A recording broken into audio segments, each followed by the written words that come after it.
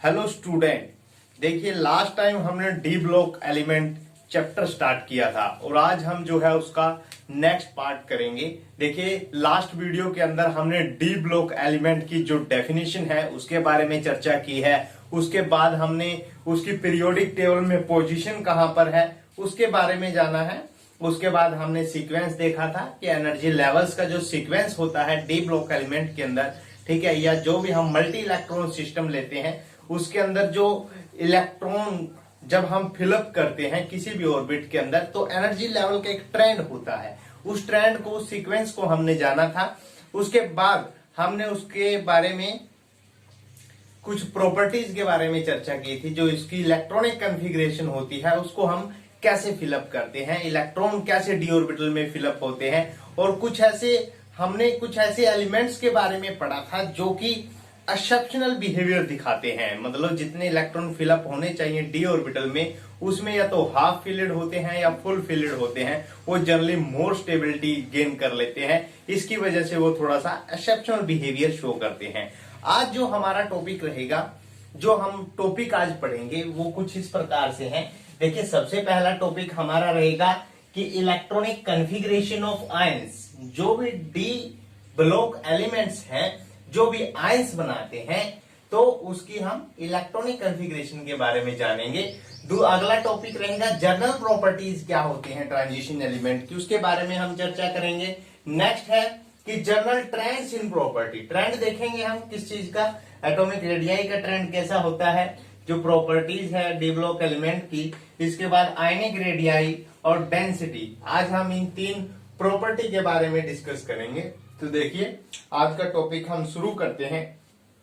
जैसे हमारे टॉपिक का नाम है इलेक्ट्रॉनिक कॉन्फ़िगरेशन ऑफ आयंस। देखिए जो आयंस होते हैं ट्रांजिशन एलिमेंट के is formed by the loss of electron. जो आयंस है वो कैसे बनते हैं कि जो आयंस होते हैं वो जनरली कैसे फॉर्म हुए हैं, द लॉस ऑफ इलेक्ट्रॉन, यानी इलेक्ट्रॉन का लॉस होता है उसके बाद जो बनते हैं वो आयंस बनते हैं। ठीक है, अब देखिए जब लॉस ऑफ आयंस हो रहा है तो हमें देखना है कि वो इलेक्ट्रॉन कहां से निकल रहा है। ठीक है, देखिए जब हमने इसका इलेक्ट्रॉनिक कॉन्फ़िगरेशन पढ़ा था डी ब्लॉक एलिमेंट्स का, तो हमने एक चीज देखा था एनर्जी सीक्वेंस के अंदर, जहां पर हमने सीक्वेंस पढ़ा था एनर्जी लेवल्स का, कि पहले जो है इलेक्ट्रॉन 4s में फिलअप होते हैं और उसके बाद किस में फिलअप होते हैं, 3d में। मैं फर्स्ट ट्रांजिशन सीरीज की बात कर रहा हूं। तो देखिए लास्ट में इलेक्ट्रॉन 3d में फिलअप होते हैं, पहले 4s में फिलअप होते हैं। तो इसका मतलब जब हमें इलेक्ट्रॉन निकालना है और आयन बनाने हैं, जब हमें इलेक्ट्रॉन निकालना है तो कहां से निकलेगा इलेक्ट्रॉन, जिसकी एनर्जी हाई होगी। तो इलेक्ट्रॉन कहां से निकलना चाहिए, 3d में से, और उसके बाद किस में से निकलना चाहिए, 4s में से। लेकिन ऐसा नहीं है, क्योंकि देखिए जब हम इलेक्ट्रॉन निकालते हैं तो पहले 4s में से इलेक्ट्रॉन निकलता है। जो 4s के 2 इलेक्ट्रॉन है ये पहले निकलते हैं और 3d के इलेक्ट्रॉन उससे बाद में निकलते हैं। ये हम देखेंगे, अभी एग्जांपल जब हम इसके करेंगे तो हम देखेंगे। तो ऐसा क्यों है, पहले ये जान लेते हैं कि ऐसा क्यों हो रहा है। तो देखिए इसके पीछे एक रीजन है कि जैसे ही हम इलेक्ट्रॉन फिलअप करते हैं, तब तो सही है कि पहले इलेक्ट्रॉन 4s में फिलअप करते हैं और उसके बाद 3d में फिलअप करते हैं। लेकिन जैसे ही इलेक्ट्रॉन 3d में हम फिलअप करते हैं तो इसकी एनर्जी डिक्रीज हो जाती है। इसकी एनर्जी इतनी डिक्रीज हो जाती है कि ये 4s से भी नीचे चली जाती है, जिसकी वजह से 4s की एनर्जी अब ज्यादा हो गई है और 3d की एनर्जी कम हो गई है। अब जिसकी एनर्जी ज्यादा होगी उसमें से इलेक्ट्रॉन पहले निकलेंगे। तो यानी जब हमने डी में इलेक्ट्रॉन डाल दिए हैं तो उसके बाद जब इलेक्ट्रॉन बाहर निकालने की बारी आएगी तो इलेक्ट्रॉन किस में से पहले निकलेंगे, 4s में से। तो 4s में से इलेक्ट्रॉन पहले निकालने हैं और 3d में से बाद में। तो देखिए अभी हम कॉन्फ़िगरेशन के कुछ एग्जांपल देख लेते हैं। अब देखिए जो हमें इलेक्ट्रॉन बाहर निकालना होता है और जब आयंस बनते हैं तो वो कुछ डिपेंडेंट होते हैं कि आपस में इंटर इलेक्ट्रॉनिक रिपल्शन कैसा है, इलेक्ट्रॉन के बीच में, न्यूक्लियस और इलेक्ट्रॉन के बीच में अट्रैक्शन कैसा है। तो ये सभी चीजें जो है इसमें मायने रखती हैं कि आपका जो इलेक्ट्रॉन है वो कहाँ पे प्रेजेंट है, ठीक है, और उसके ऊपर कितना न्यूक्लियर फोर्स लग रहा है, कितना न्यूक्लियस उसको अपनी तरफ अट्रैक्ट कर रहा है। तो ये चीजें जरूर ध्यान रखनी होती है। तो इन्हीं के बेसिस पे हमें कुछ आयंस की कॉन्फ़िगरेशन दी गई है जिनको हमने याद रखना है। सबसे पहला है, देखिए हमारे पास एग्जाम्पल है, हमारे पास है टाइटेनियम, जिसका एटॉमिक नंबर जो है वो 22 होता है। तो देखिए 22, जब हमें कॉन्फ़िगरेशन लिखनी होती है तो पहले नोबल गैस हम डालते हैं। नोबल गैस क्या है? आर्गन। आर्गन का कितना होता है एटॉमिक नंबर? 18। अभी कितने इलेक्ट्रॉन और रहते हैं? 4। तो देखिए 4s में तो 2 इलेक्ट्रॉन आते हैं। 4s में कितने इलेक्ट्रॉन आएंगे? पहले 4s फिलअप होगा, 2 इलेक्ट्रॉन आ गए हैं 4s में, ठीक है। इसके बाद जो 3d है, 3d में भी कितने आ गए हैं? 2 इलेक्ट्रॉन। 3d में कितने इलेक्ट्रॉन है? 2 इलेक्ट्रॉन। अब ये तो है इसका जो इसका एलिमेंटल फॉर्म है, ठीक है। अभी इसके ऊपर कुछ भी चार्ज नहीं है, ठीक है। तो यहां पर टाइटेनियम का इलेक्ट्रॉनिक कॉन्फ़िगरेशन ये रहता है। लेकिन जब ये आयंस बनाते हैं तो इलेक्ट्रॉन बाहर निकलते हैं। अभी अभी हमने पढ़ा कि आयंस कैसे बनते हैं। Ion of a transition element are formed by loss of electron from the atom. जब हम एटम में से इलेक्ट्रॉन बाहर निकालते हैं तो आयंस बनते हैं। तो देखिए अब मैं इसके ऊपर मैं ऑक्सीडेशन स्टेट डालता हूं कि ऑक्सीडेशन स्टेट हमारे पास टाइटेनियम 2 पॉजिटिव है। तो इसका मतलब क्या हुआ कि इसमें से 2 इलेक्ट्रॉन रिमूव कर दिए गए हैं। तो अब देखिए इलेक्ट्रॉनिक कॉन्फ़िगरेशन क्या आएगा? आर्गन ऐसे कैसा रहेगा? अब 2 इलेक्ट्रॉन किसमें से निकलेंगे? 4s में से। अभी अभी हमने चर्चा की थी कि जब निकालने होते हैं तो हम 4s में से निकालते हैं, लेकिन जब ऐड करने होते हैं 4s में पहले ऐड करते हैं और 3d में बाद में, ठीक है। लेकिन जब निकालने की बारी आती है 4s में से पहले निकालते हैं और 3d में से बाद में। ऐसा क्यों हुआ है वो हमने जान लिया है।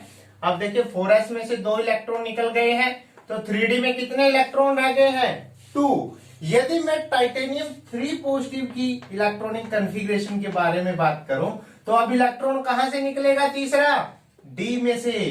तो देखिए आर्गन 3d1।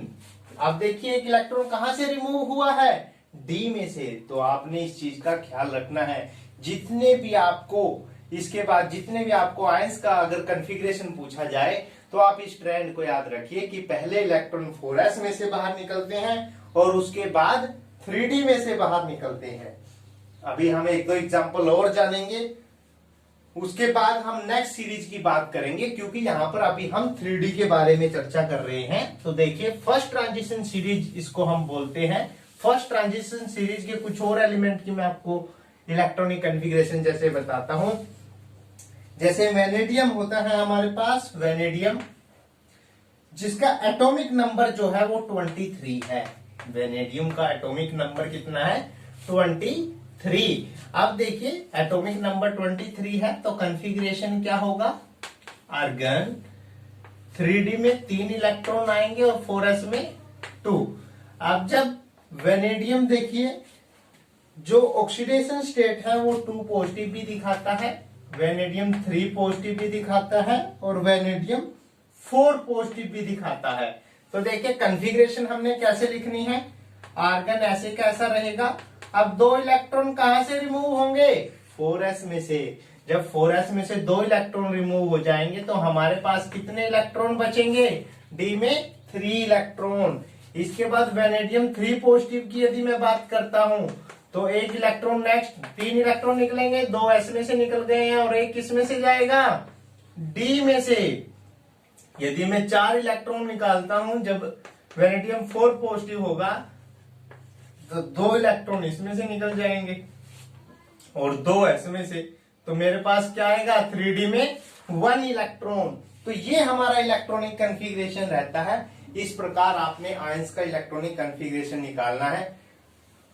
आपको पूरा टेबल दिया गया है बुक के अंदर, जितने भी आपके पास क्वेश्चन पूछे जाते हैं, ठीक है। जनरली आपको कोई भी कंपाउंड दिया जाएगा, उसका आपको ऑक्सीडेशन स्टेट निकालना है, ठीक है। ऑक्सीडेशन स्टेट जो भी आएगी उसके बाद आपने उसका इलेक्ट्रॉनिक कॉन्फ़िगरेशन लिखना है, ठीक है जी।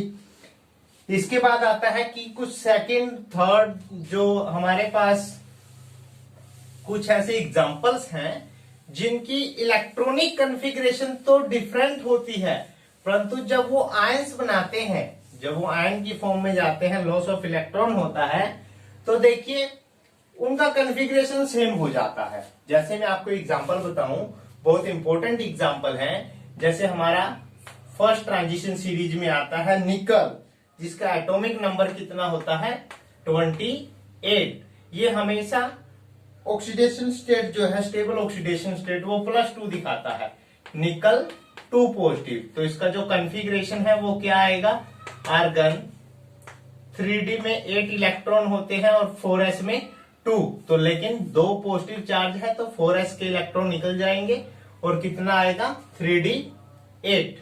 ठीक है, इसके बाद आता है प्लेटिनम। प्लेटिनम का जो एटॉमिक नंबर होता है वो है आपके पास 46। अगर मैं इसकी इलेक्ट्रॉनिक कॉन्फ़िगरेशन की बात करूं तो मेरे पास होता है क्रिप्टॉन, ये 5d सीरीज का एलिमेंट है, 4d सीरीज का, 5s में 0 और 4d में 10। 4d में कितने इलेक्ट्रॉन आते हैं 10। देखिए बिल्कुल एक्सेप्शनल बिहेवियर दिखाता है इलेक्ट्रॉनिक कॉन्फ़िगरेशन का। तो देखिए 4d में 10 इलेक्ट्रॉन है, तो ये 2 पॉजिटिव आयन भी बनाता है, प्लेटिनम 2 पॉजिटिव और प्लेटिनम 4 पॉजिटिव। 2 तरह की ऑक्सीडेशन स्टेट दिखाता है, 2 पॉजिटिव भी और 4 पॉजिटिव भी। देखिए जब 2 पॉजिटिव है, 2 इलेक्ट्रॉन कहां से निकलेंगे, डी में से, एस में तो इलेक्ट्रॉन है ही नहीं है, तो कॉन्फ़िगरेशन क्या आएगी, क्रिप्टॉन 4d8। देखिए यहां भी डी में 8 है और यहां भी कितने थे, डी में 8 इलेक्ट्रॉन थे, लेकिन इसकी कॉन्फ़िगरेशन क्या होती है निकल की, निकल में पहले डी में 8 होते हैं और 4s में 2 इलेक्ट्रॉन। अब प्लेटिनम 4 पॉजिटिव है तो हमारे पास कॉन्फ़िगरेशन क्या आएगी, अब नेक्स्ट इलेक्ट्रॉन कहां से निकलेंगे, डी में से, तो 4d में से 2 इलेक्ट्रॉन और निकल गए हैं, तो क्या आई है कॉन्फ़िगरेशन 4d6। इसके बाद प्लेटिनम आता है एक, जो कि इसी ग्रुप का मेंबर है, निकल प्लेटिनम प्लेटिनम, तीनों एक ही ग्रुप में आते हैं, ग्रुप 10 में ये तीनों के तीन आते हैं। तो देखिए इसका इलेक्ट्रॉनिक कॉन्फ़िगरेशन, जो इसका एटॉमिक नंबर है वो है 78, और जो इलेक्ट्रॉनिक कॉन्फ़िगरेशन है, ध्यान से देखिए, इलेक्ट्रॉनिक कॉन्फ़िगरेशन है, ज़ीनोन नोबल गैस हम लगाते हैं, 4f आता है पहले, जिसमें 14 इलेक्ट्रॉन है, और 6s में 1 है, और 5d में है 9, 5d में 9 इलेक्ट्रॉन है। तो ये इसका जनरल कॉन्फ़िगरेशन है। और जब हम इसकी ऑक्सीडेशन स्टेट देखते हैं, ये भी 2 तरह की ऑक्सीडेशन स्टेट दिखाता है, या तो +2 दिखाता है या प्लेटिनम +4 दिखाता है। ठीक है, +2 में इलेक्ट्रॉनिक कॉन्फ़िगरेशन क्या होगी, 2 इलेक्ट्रॉन बाहर निकलेंगे, तो सबसे पहले इलेक्ट्रॉन किस में से निकलते हैं, s में से, तो 6s में से 1 इलेक्ट्रॉन निकलेगा और दूसरा किस में से निकलेगा, d में से। तो हमारे पास कॉन्फ़िगरेशन आएगी ज़ीनोन 4f14, और 6s में से 1 इलेक्ट्रॉन चला गया है, एक ही था, और 5d में कितने हैं, 8 रह जाएंगे। तो देखिए यहाँ भी d में 8 है, यहाँ भी d में 8 थे, और निकल में भी d में 8 इलेक्ट्रॉन होते हैं। इसी प्रकार प्लेटिनम 4 पॉजिटिव की जब हम बात करते हैं, तो यहाँ पर ज़ीनोन नोबल गैस होता है, 4f में 14 इलेक्ट्रॉन है। अब नेक्स्ट 2 इलेक्ट्रॉन जो है वो कहां से रिमूव होंगे, d में से, तो 5d में से मैं इलेक्ट्रॉन रिमूव करूंगा, तो मेरे पास 5d में कितने इलेक्ट्रॉन होंगे, 6। तो देखिए इसका और इसका कॉन्फ़िगरेशन क्या है, सेम सा है, 4d और 5d में सेम नंबर ऑफ इलेक्ट्रॉन है। तो इस चीज का आपने ध्यान रखना है, इन तीनों की इलेक्ट्रॉनिक कॉन्फ़िगरेशन, ये कौन कौन से आयन बनाते हैं, +2 ऑक्सीडेशन स्टेट दिखाते हैं, +4 दिखाते हैं, तो उसका आपको कॉन्फ़िगरेशन जो है वो अच्छे से ध्यान रखना है। तो ये था हमारा इलेक्ट्रॉनिक कॉन्फ़िगरेशन ऑफ आयंस। अब इसे नेक्स्ट टॉपिक आता है जनरल प्रॉपर्टीज के बारे में पढ़ेंगे हम, general properties of transition elements. Next जो हमारा टॉपिक है,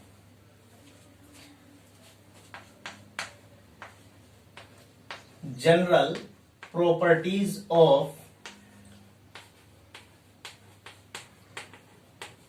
ट्रांजिशन एलिमेंट, ट्रांजिशन एलिमेंट्स। तो देखिए जनरल प्रॉपर्टीज की यदि हम बात करते हैं तो इसके अंदर हम जो भी जनरल प्रॉपर्टीज शो करते हैं सभी के सभी ट्रांजिशन एलिमेंट, तो उसके बारे में चर्चा करेंगे। तो देखिए स्लाइड आपके सामने है, हम इसकी जनरल प्रॉपर्टी एक बार आपको बता देते हैं। सबसे पहला प्रॉपर्टी है दे आर हार्ड, ये कैसे होते हैं, हार्ड होते हैं, and brittle and have high melting and boiling point, और इनका मेल्टिंग और बॉइलिंग पॉइंट भी क्या होता है, वेरी हाई होता है। सेकंड प्रॉपर्टी है कि they have higher heat of vaporisation than non transition element. They have higher heat of vaporisation, जब ये हीट ऑफ वेपोराइजेशन होता है जो इसका, वो वेरी हाई होता है, ठीक है, नॉन ट्रांजिशन एलिमेंट के मुकाबले। इसके बाद आता है they are electropositive in nature. देखिए मेटल सभी के सभी इलेक्ट्रोपॉजिटिव होते हैं। देखिए ये एस और पी ब्लॉक के बीच में लाइक करते हैं। एस ब्लॉक जो है वो हाईली इलेक्ट्रोपॉजिटिव एलिमेंट है, और जो पी ब्लॉक है वो हाईली इलेक्ट्रोनेगेटिव एलिमेंट है। तो इसी वजह से ये क्या है, ये भी सारे के सारे इलेक्ट्रोपॉजिटिव में आते हैं। तो इलेक्ट्रोपॉजिटिव ये एलिमेंट होते हैं। इसके बाद है the transition element have high density, इनकी डेंसिटी कैसी होती है, हाई होती है। इसके बाद नेक्स्ट पॉइंट आता है कि most of the transition element are malleable metal and ductiles. देखिए इनके बारे में आप सभी लोग जानते हैं कि जितने भी मेटल होते हैं वो मेलेबल और डक्टाइल होते हैं, तो ये भी ऐसी ही प्रॉपर्टी शो करते हैं। तो देखिए नेक्स्ट है most of the transition element are good conductor of electricity, ये गुड कंडक्टर ऑफ इलेक्ट्रिसिटी होते हैं। नेक्स्ट है most of them form colour compound. देखिए कलर कंपाउंड बनाते हैं, ये बहुत अच्छी प्रॉपर्टी है ट्रांजिशन एलिमेंट की कि ये कैसे कंपाउंड बनाते हैं, कलर कंपाउंड, ठीक है। ये हम जब मैग्नेटिक प्रॉपर्टी और कलर स्पेक्ट्रा जानते हैं, कलर स्पेक्ट्रा जब इसका पढ़ते हैं हम ट्रांजिशन मेटल का, तो उसमें अच्छे से इसको डिटेल में पढ़ा जाता है। इसके बाद नेक्स्ट आता है they have good tendency to form complexes, इनकी कॉम्प्लेक्स बनाने की अच्छी टेंडेंसी होती है। इसकी प्रॉपर्टी का जब हम ट्रेंड देखेंगे कॉम्प्लेक्स प्रॉपर्टी, तो उसके अंदर ये सारी चीजें जानेंगे। इसके बाद है they exhibit several oxidation state, ये अलग अलग तरह की ऑक्सीडेशन स्टेट दिखाते हैं। इसके बाद नेक्स्ट प्रॉपर्टी आती है कि their compound are generally paramagnetic in nature. अब पैरामैग्नेटिक क्यों होते हैं, क्योंकि नंबर ऑफ अनपेड इलेक्ट्रॉन इनके अंदर ज्यादा पाए जाते हैं। ज्यादातर मेटल में आपको नंबर ऑफ अनपेड इलेक्ट्रॉन मिलेंगे, इसी की वजह से ये कैसे हैं, पैरामैग्नेटिक नेचर के होते हैं। और पैरामैग्नेटिक होंगे तभी कलर शो करते हैं, ठीक है। ज्यादातर हमने पढ़ा कि ज्यादातर मोस्टली कैसे हैं, कलर कंपाउंड बनाते हैं। उसका एक ही रीजन है कि इनके अंदर नंबर ऑफ अनपेड इलेक्ट्रॉन ज्यादा होते हैं, क्योंकि पैरामैग्नेटिक नेचर के होते हैं। इसके बाद नेक्स्ट आता है they form alloys with other metals. देखिए ये एलॉयज बनाते हैं, जैसे ब्रास होता है, ठीक है, और स्टील है। तो ये कुछ इस तरह के एलॉयज हैं जो क्या है, अलग अलग मेटल्स को कंबाइन करके ये बनाते हैं। इसके बाद नेक्स्ट प्रॉपर्टी है most of the transition metals and their compound have been used as good catalyst. देखिए इन्हें हम गुड कैटलिस्ट की तरह यूज करते हैं। ये भी हम जानेंगे कि कुछ ऐसी प्रॉपर्टीज होती हैं जैसे हाइड्रोजिनेशन के लिए, और कई जगह जो है इसके जो कैटलिस्ट हैं वो हम यूज करते हैं, ठीक है। तो इसे एज ए कैटलिस्ट के रूप में भी हम ट्रांजिशन एलिमेंट को यूज करते हैं। प्लेटिनम है, निकल है, इन सभी को हम एज ए कैटलिस्ट यूज करते हैं। इसके बाद आता है नेक्स्ट टॉपिक है हमारा जनरल ट्रेंड्स इन प्रॉपर्टीज। तो देखिए जनरल ट्रेंड्स इन प्रॉपर्टीज, देखिए जनरल प्रॉपर्टीज तो हमने इसकी जान ली है ट्रांजिशन एलिमेंट की, जो कि मेटल से मिलती जुलती है, क्योंकि सारे के सारे मेटल ही होते हैं ट्रांजिशन एलिमेंट। तो मेटल की जो प्रॉपर्टी होती है जो हम छोटी क्लासेस से पढ़ते आ रहे हैं, सिमिलर इसकी क्या है, सारी की सारी जनरल प्रॉपर्टीज हैं। अब हम ट्रेंड्स देखेंगे प्रॉपर्टीज का, जो प्रॉपर्टी का ट्रेंड है, जनरल ट्रेंड्स इन प्रॉपर्टीज। देखिए फर्स्ट प्रॉपर्टी है हमारे पास एटॉमिक रेडियाई। देखिए एटॉमिक रेडियाई क्या होती है उसके बारे में पहले हम जान लेते हैं। ये क्या है कि atomic radii of a transition elements are intermediates between those of the s and p blocks. जो एटॉमिक रेडियाई होती है ट्रांजिशन एलिमेंट्स की, वो क्या है, इंटरमीडिएट होती है between s and p blocks. And atomic radii of elements of d block are decrease with increase in atomic number. देखिए जो एटॉमिक रेडियाई है वो डिक्रीज होती है जैसे जैसे एटॉमिक नंबर इंक्रीज होता है। तो देखिए हम इसका एक ग्राफ भी आपको दिखाते हैं। तो देखिए ग्राफ में आपको रिप्रेजेंट हो रहा है कि पहले तो जो है हमारे पास एटॉमिक रेडियाई डिक्रीज होगी, उसके बाद कॉन्टिन्यूस रहेगी, उसके बाद इंक्रीज होगी। तो देखिए तो ऐसा क्यों हो रहा है, स्टार्टिंग में डिक्रीज क्यों हो रही है, देन कॉन्टिन्यूस क्यों है और एकदम से इंक्रीज क्यों हो रहा है, इसके बारे में हम चर्चा करेंगे। तो देखिए सबसे पहली बात कि जैसे जैसे एटॉमिक नंबर इंक्रीज होगा तो न्यूक्लियर चार्ज भी इंक्रीज होगा, और जिसकी वजह से जो डिस्टेंस है between nucleus and outer most electron, जो वैलेंस इलेक्ट्रॉन है या आउटर मोस्ट इलेक्ट्रॉन है, उनके बीच का जो डिस्टेंस है वो भी कम हो जाएगा क्योंकि न्यूक्लियर चार्ज बढ़ रहा है। देखिए ऐसे न्यूक्लियस होता है और साइड में डिफरेंट ऑर्बिटल्स में इलेक्ट्रॉन होते हैं। अब जो आउटर मोस्ट इलेक्ट्रॉन है और इसके बीच का जो डिस्टेंस है वो क्या है, हमारे पास एटॉमिक रेडियाई कहलाता है। अगर हम न्यूक्लियर चार्ज इंक्रीज होगा तो इसके बीच का जो ये डिस्टेंस है ये इसको ज्यादा अट्रैक्ट करेगा और जो डिस्टेंस है वो क्या हो जाएगा, कम हो जाएगा। इसकी वजह से एटॉमिक रेडियाई क्या होगी, डिक्रीज। तो यही रीजन है कि एटॉमिक रेडियाई क्या है, डिक्रीज होती है। लेकिन ऐसा ट्रेंड सारी सीरीज में नहीं रहता है, मिडवे तक तो ये डिक्रीज होती है, उसके बाद डिक्रीज होना कम हो जाती है और लास्ट में जाके इंक्रीज होती है। अब देखिए फर्स्ट तो यही था, फर्स्ट केस हमने पढ़ा कि डिक्रीज क्यों हो रही है, ठीक है। अब सेकंड हम पढ़ते हैं कि देखिए यहाँ पे जाके कंटिन्यूस होती है और लास्ट में एकदम से इंक्रीज हो जाती है, कि जो एटॉमिक रेडियाई है वो इंक्रीज क्यों हो रही है। At the end of the each period there is a slightly increase in atomic radii. तो ऐसा क्यों हो रहा है, स्लाइटली इंक्रीज क्यों हो रहा है। देखिए जब हम इलेक्ट्रॉन फिलअप करते हैं डी ऑर्बिटल में तो हमारे पास कुछ इस तरह के ऑर्बिटल होते हैं। हमने एक इलेक्ट्रॉन फिलअप किया, 2, 3, 4, 5। जब हम 5 तक इलेक्ट्रॉन फिलअप करते हैं तो यहां पर सिंगल सिंगल इलेक्ट्रॉन होते हैं, ठीक है। तो आपस में इंटर इलेक्ट्रॉनिक रिपल्शन जो है वो नहीं होती है। लेकिन जैसे ही हम D6 कॉन्फ़िगरेशन की बात करते हैं तो अगर इसमें 6 इलेक्ट्रॉन आते हैं तो पेयरिंग होना स्टार्ट हो जाती है। अब देखिए पेयरिंग होने से क्या होगा, इलेक्ट्रॉन इलेक्ट्रॉन के बीच में रिपल्शन इंक्रीज होगा, ठीक है। जो न्यूक्लियर चार्ज है वो तो क्या कर रहा है, increase nuclear charge make the atom to shrink, वो एटम को क्या है, श्रिंक कर रहा है। लेकिन जो इलेक्ट्रॉन रिपल्शन है वो इसके साइज को जो है वो एक्सपेंड कर रही है, वो एटॉमिक साइज को क्या करेगी, एक्सपेंड करेगी। तो इसकी वजह से ये श्रिंक कर रहा है न्यूक्लियर चार्ज, और ये क्या है, जो इलेक्ट्रॉन रिपल्शन है उसकी वजह से साइज क्या होगा, एक्सपेंड होगा, ठीक है। तो आप देखिए जब ये दोनों काउंटर बैलेंस हो जाएंगे तब तक तो क्या है, रेडियाई इंक्रीज नहीं होगी। लेकिन जैसे ही हम यहाँ पे पहुंचते हैं जिंक पे, तो कॉपर के बाद जैसे ही हम कॉपर के बाद यहाँ पे जिंक पे पहुंचते हैं तो जो इलेक्ट्रॉन रिपल्शन है वो इसको एक्सीड कर जाती है, जिसकी वजह से इसका साइज क्या हो जाता है, एक्सपेंड हो जाता है। यानी यहाँ पर जो है इलेक्ट्रॉन रिपल्शन बहुत ज्यादा हो गई है, सभी इलेक्ट्रॉन पेयर हो गए हैं, जिसकी वजह से क्या है, इसका जो ये साइज है एटम का वो एक्सपेंड हो गया है, और जो एटॉमिक रेडियाई है वो क्या हुई है, इंक्रीज हमें दिख रही है, ठीक है। तो ये रीजन है एटॉमिक रेडियाई का कि स्टार्टिंग में डिक्रीज होती है क्योंकि उस टाइम पे ओनली न्यूक्लियर चार्ज, अब देखिए यहां तक तो क्या है, ओनली न्यूक्लियर चार्ज है, ठीक है। न्यूक्लियर चार्ज इंक्रीज हो रहा है, न्यूक्लियर चार्ज जो है वो इंक्रीज हो रहा है। लेकिन यहां पे क्या है, न्यूक्लियर चार्ज और इलेक्ट्रॉन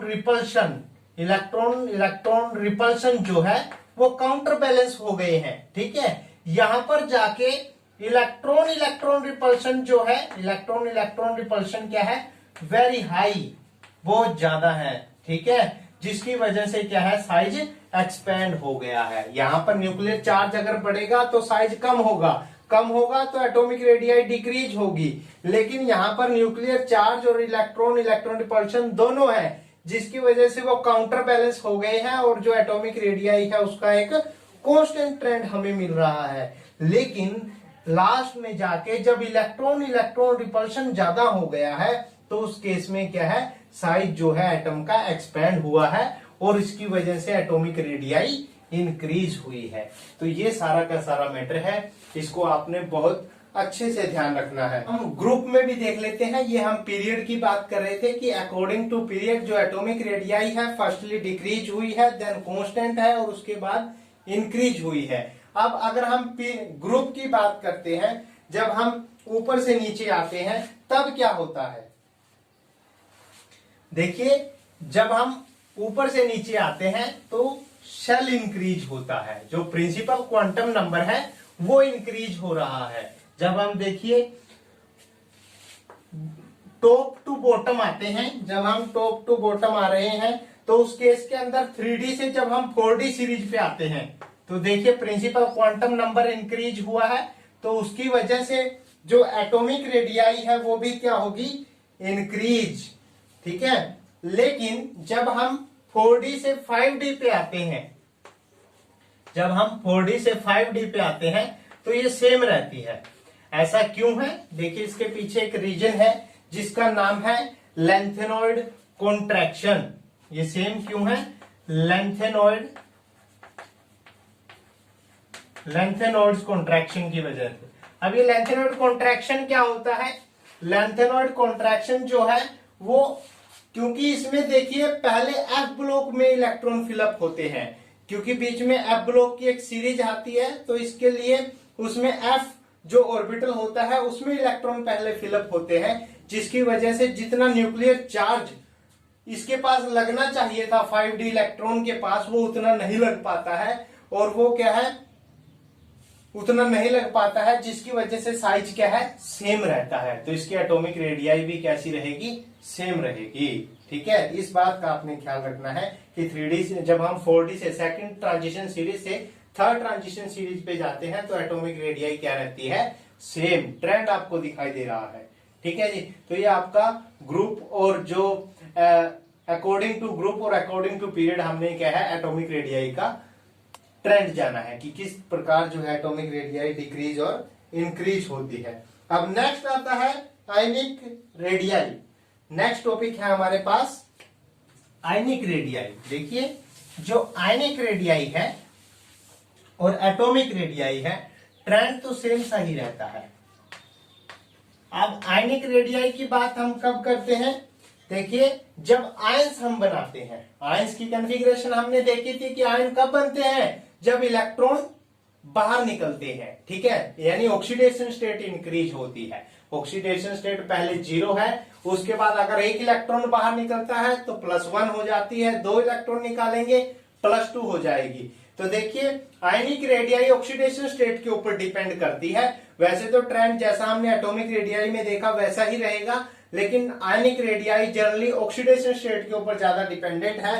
तो देखिए in general ionic radii decrease with increase in oxidation state. जैसे जैसे ऑक्सीडेशन स्टेट इंक्रीज होगी तो आयनिक रेडियाई क्या होगी, डिक्रीज। यानी जो आयनिक रेडियाई है, जो आयनिक रेडियाई है वो क्या है, इनवर्सली प्रोपोर्शनल है ऑक्सीडेशन स्टेट के। अगर ऑक्सीडेशन स्टेट ज्यादा तो आयनिक रेडियाई कम, यदि ऑक्सीडेशन स्टेट कम तो आयनिक रेडियाई ज्यादा, यानी ये इसके इनवर्सली प्रोपोर्शनल है, ठीक है। और for the same oxidation state the ionic radii generally decrease with increase in nuclear charge. तो ये तो हमने एटॉमिक रेडियाई के केस में भी पढ़ा है, ठीक है। यदि ऑक्सीडेशन स्टेट सेम है, ठीक है, अगर ऑक्सीडेशन स्टेट क्या है, सेम है, तो उस केस में हम न्यूक्लियर चार्ज देखेंगे, जहां पर न्यूक्लियर चार्ज ज्यादा होगा एटॉमिक रेडियाई कम होगी, ठीक है। तो न्यूक्लियर चार्ज के ऊपर डिपेंड करती है यदि ऑक्सीडेशन स्टेट सेम है, ठीक है। तो देखिए डेंसिटी क्या होती है, जनरली जो डेंसिटी निकालने के फॉर्मूला होता है, density is equal to mass upon volume. Density किसके बराबर होता है, मास अपॉन वॉल्यूम।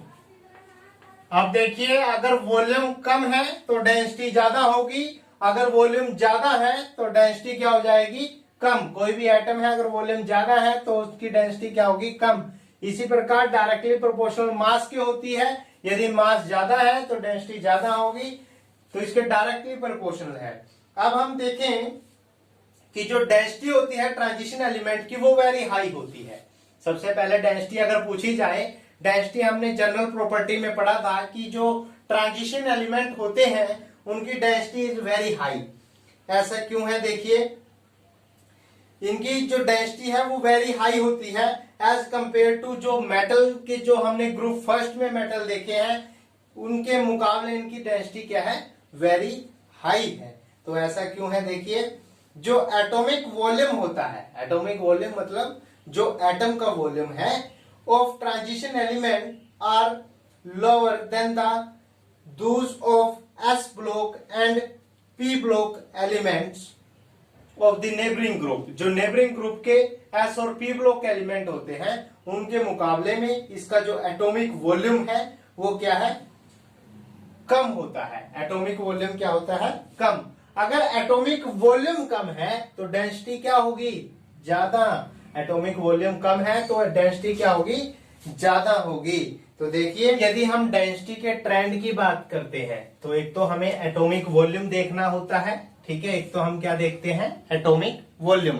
अब एटॉमिक वॉल्यूम जो है वो जो डी ब्लॉक एलिमेंट होते हैं उनका एटॉमिक वॉल्यूम कम होता है as compare to p block और एस ब्लॉक एलिमेंट। अब कम क्यों हो रहा है, और इसका हम ट्रेंड देखेंगे कि density across a period decrease होगी या इंक्रीज होगी। तो देखिए जब हम अक्रॉस ए पीरियड बात करते हैं तो न्यूक्लियर चार्ज इंक्रीज हो रहा है और साइज क्या हो रहा है, डिक्रीज। साइज क्या हो रहा है, डिक्रीज। तो देखिए जब हम लेफ्ट टू राइट जाते हैं साइज क्या हो रहा है, डिक्रीज। तो जो एटॉमिक वॉल्यूम है, एटॉमिक वॉल्यूम वो भी क्या होगा, डिक्रीज। एटॉमिक वॉल्यूम भी क्या होगा, decrease. Because nuclear charge is increase.